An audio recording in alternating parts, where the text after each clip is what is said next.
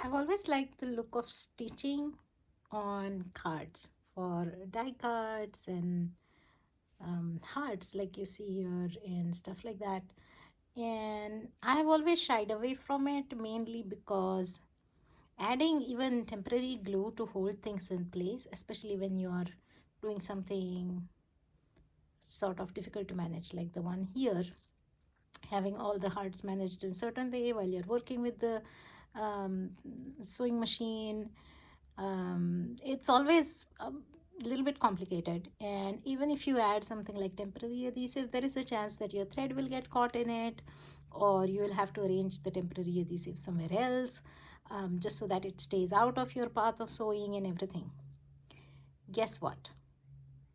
Thanks to the Glad press and seal, this has become such a breeze. It's become so easy to do.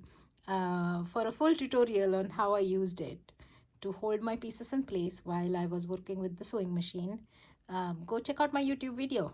I hope you like it. Enjoy.